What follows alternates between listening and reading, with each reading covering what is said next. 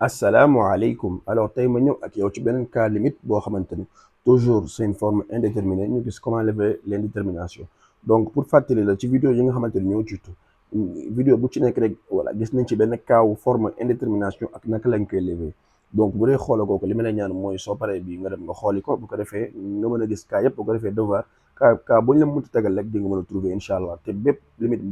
boo xool correction balaa non booy seetaan baa nga xool correction bi jéem ko ba noppi bu dee mënoo ko garaawul seetaanal boo paree nga defaat ko 3 ba 4 ba 5 fois chaque limite nag loolu laa lay conseillé voilà donc toujours tey ñu gis beneen cas léegi comme d'hab toujours au brouillon bu la joxee limite tu passes d'abord au brouillon lui tu le fais toujours au brouillon voilà tu prends on t'a dit limite quand x tend vers 1 donc tu remplaces tous les x par 1 nga xool lan ngay am d'abord ok boo remplacer les x par 1 looy am da ngay am 1 au carré plus 2 fois 1 c'est 2 moins 3 sur 1 plus 2 ça donne 3 donc déjà ci kaw 0 lay am ci suuf tamit damay am racine de 1 au carré moins 1 ça me donne 0 donc j'ai une forme indéterminée c'est du français on l'appelle forme indéterminée parce qu'on ne sait pas c'est combien c'est quoi parce que c'est 0 sur 0 comment lever l'indétermination comme ni ma ko yàgg wax c'est totalement inutile de venir dire on a une forme indéterminé levons jaru ko perte temps dong la perte temps képp la lu dara lu perte temps léegi nag bu dee sa prof daf la ko exiger loolu moom la rek mais loolu amul benn njëriñ pour un vrai mathématicien ça sert à rien alors comment on va s'y prendre cette fois si xoolal cas bi da nga am racine sauf que ici amoo beneen membre te war naa la boo amoon racine am beneen membre boobaa nooy def bii da nga am racine kese waaye amoo beneen membre maanaam c'est pas racine de a moins quelque chose xam nga te boo amoon racine de par exemple x au carré moins 1 moins 3x wala nga am moins leneen en tout cas wala ci kanam nga am fi 3x plus wala en tout cas boobaa dafa am nooy def loolu war naa la ko ci yeneen vidéo yi du ma ci ñëw fii nii voilà donc pour cas bi nooy def déjà comme tu n'as pas de second membre avec la racine déjà tu fais comme ça da nga ñëw d'abord nga recopier expression bi ba pare x au carré plus 2x moins 3 nga def sa barre de fraction bu ñaawul bi voilà x au carré moins 1 nga def égal léegi nag lii da nga koy bindaat x au carré plus 2x moins 3 nga def nii léegi mooy lépp la waxoon mooy boo amee racine partie bi nga xamante ne moo am racine bu fekkente ne racine bi il est seul amul beneen membre tu le multiplies par lui-même mais quand tu le multiplies par lui-même tu multiplies l'autre partie moo xam au numérateur wala au dénominateur la qui n'avait pas la racine tu multiplies par cette même chose que tu as multiplié fi amoon racine ok donc bu fekkente ne c'est au numérateur tu vas faire le même travail donc fii racine bi mi ngi au dénominateur donc ci kaw laay multiplier racine bi encore ginnaaw bi ñu ko multiplier fii bu doon racine bi mi ngi woon au numérateur mooy ci kaw donc suñ ko multiplier par lui-même j'ai multiplié par l'autre partie bi amul racine bi tamit par cette même lui-même ok donc je fais comme ça racine de x au carré moins 1 je le multiplie par lui-même comme je vous l'ai dit bala ma jël couleur bu xaw a leer nii voilà je le multiplie par lui-même donc c'est racine de x au carré moins 1 gis nga je le multiplie par lui-même sauf que su ma ko multiplier par lui-même je dois multiplier c'est lui-même l'autre partie tamit c'est comme ça qu'on fait les maths sinon ça devient faux ok est-ce que vous voyez donc vous voyez que j'ai multiplié ça par lui-même et je l'ai multiplié l'autre partie aussi léegi ma daal di xam ngeen ni on vous a appris en classe de troisième que quand tu as racine de a fois racine de a c'est égal à a car c'est racine de a le tout au carré qui est égal à a on est d'accord donc tu fais égal ci kaw tu fais que recopier x au carré plus 2x moins 3 nga def ni nga recopier li des racine de x au carré moins 1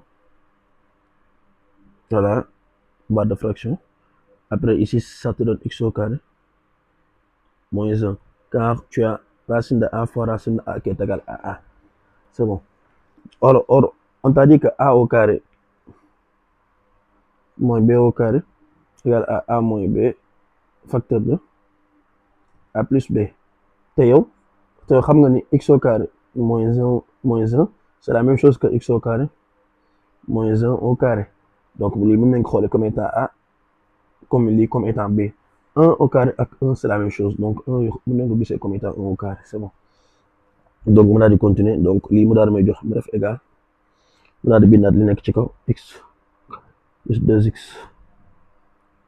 mooy 3 ok voilà mu daal di def nii mu daal di bindaat li racine de x au carré moins 1 voilà ci suuf ça me donne x moins 1 facteur de x plus 1 a moins b facteur de a plus b. léegi nag waxoon naa ne ginnaaw bi nga multiplier par le conjugué ba daal di appliquer ces formules troisième boole li ngay boole boo jógee ci loolu da ngay xool est-ce que am na loo mën a simplifier pour trouver résultat bi mais fii boo xoolee fii tu n'as rien à simplifier, tu n'as pas de facteur commun nii fii nii fii te waxoon naa la tamit bu dee amoo facteur commun li ngay def waaw du ñàkk di nga am du ñàkk boo remplacer di nga trouver résultat bi wala bu dul loolu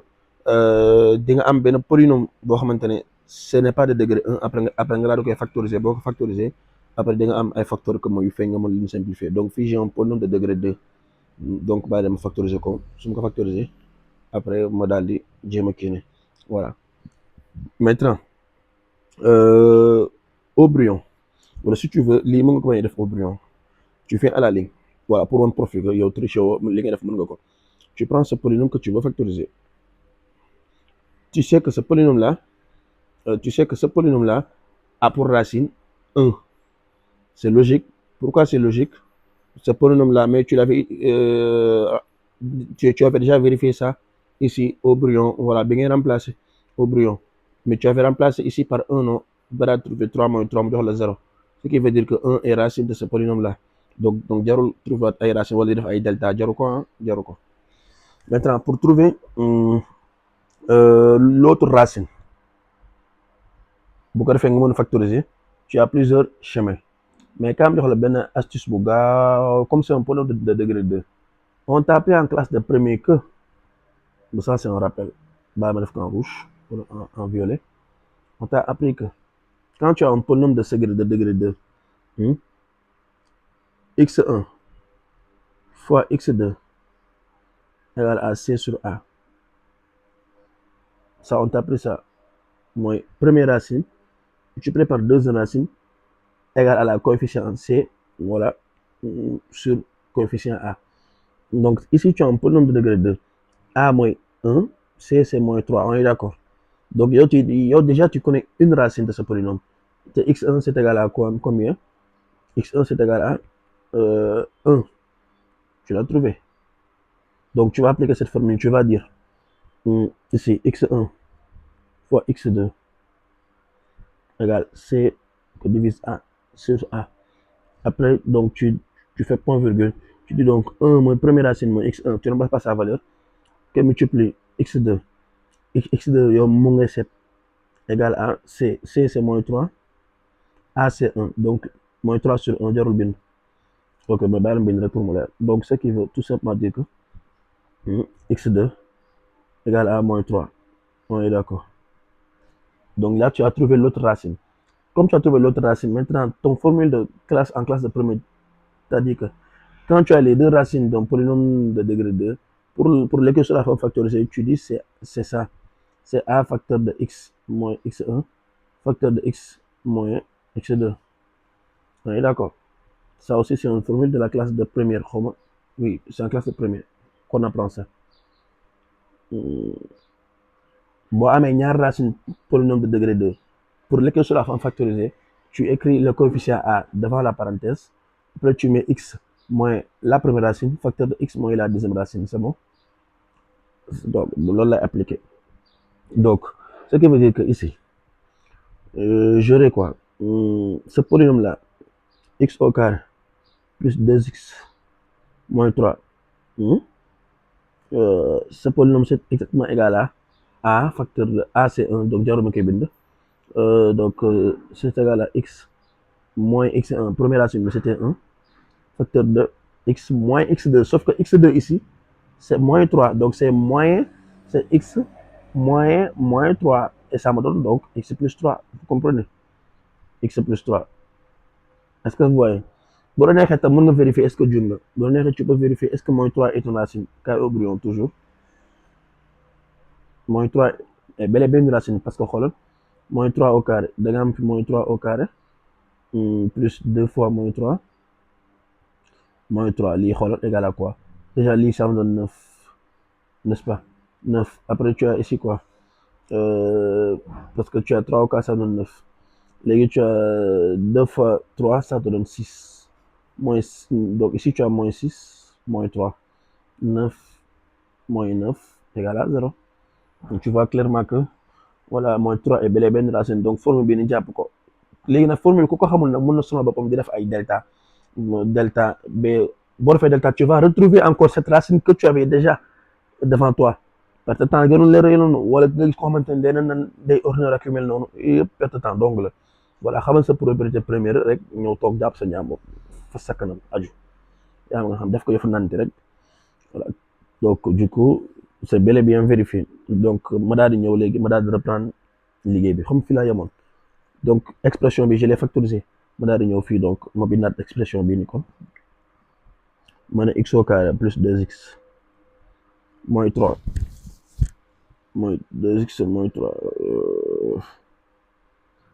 ma def ni tac facteur de racine de x au carré moins 1 voilà sur x moins 1 facteur de x plus 1 lii c'est égal à quoi lii nii ma remplace ko par kii mu doon lii égal à lii donc ma remplace lii par lii donc ça me donne ça ça me donne x moins 1 facteur de x plus 3 après ma daal def ni ma daal di bind li nga xam moo des ça me donne racine de x au carré moins 1 moo fi desoon voilà après ma def ni x moins 1 facteur de x plus 1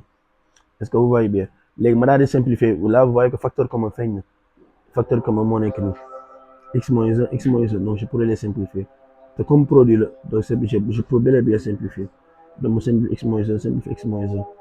donc ça me donne ça ci kaw ça va rester x plus 3 facteur de voilà racine de x au carré moins 1 je fais ça voilà sur x plus 1 alors là tu sais très bien que là boo remplacer x par 1 tu vas trouver le résultat de la limite là tu remplaces parce que là tu remplaces tu sais que tu vas trouver donc tu dis maintenant limite bi nga xamante ne moom nga doon seet au départ limite quand x tend vers 1 de quoi de x au carré plus 2x moins 3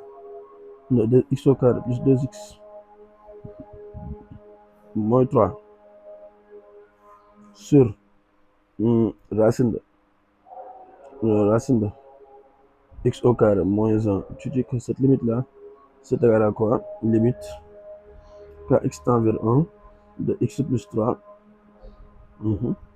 facteur de racine de x au carré moins 1 voilà que divise x plus 1 pourquoi parce que là tu vois que ligne quand tu as bien transformé rien de faux tout est vrai tu as trouvé égal à ça donc si a égale b donc limite de a égale limite de b on est d'accord voilà donc ce qui veut dire que ici le travail est fait donc j'ai dit égal à quoi j'emplace les x par 1 ça me donne 1 plus 3 ça me donne 4 ici ça me donne 0 voilà 4 fois 0 4 fois 0 pourquoi parce que ici ça va être 1 moins 1 racine de 0 sur 0 donc voilà c'est bon vous avez compris défini sur 2 et ça me donne 0 parce que vous voyez donc le résultat c'est 0 me conclure limite quand x est envers 1 de x au carré plus 2x moins 3 sur racine de x au carré moins 1 moins 10 c'est égal à 0 mu daal di conclure. Et voilà, le travail est fait. Alors là la ñuy tënk comme d'hab quand on te donne une limite de cette forme là surtout boo amee racine benn partie kese voilà et que racine amul beneen membre dans ce cas tu multiplies la racine par lui-même et tu le multiplies par partie bi nga xamante ne amoon racine. Après tu appliques les formules de troisième là voilà pour t'en sortir doucement doucement boo demee ba pare remplacer racine yi ba multiplier conjuguer ba boole boo gisee ne amoo leen lu simplifier da nga gis ni que forcément di nga am benn polynôme de degré 2 wala 3 wala 4 nga daal di koy factoriser di nga am ay facteur commun après nga daal leen simplifier boo simplifier facteur commun rek jeex na tàkk souvent boo paree simplifier foofu nag jeex na boo remplacer maintenant da nga trouver tu vérifies au brouillon que arrivé là si tu remplaces les x par 1 tu auras un bon résultat après donc voilà tu conclus le job donc voilà à la prochaine bul fàtte wax sa xalaat ci commentaire yi incha allah asalaamaaleykum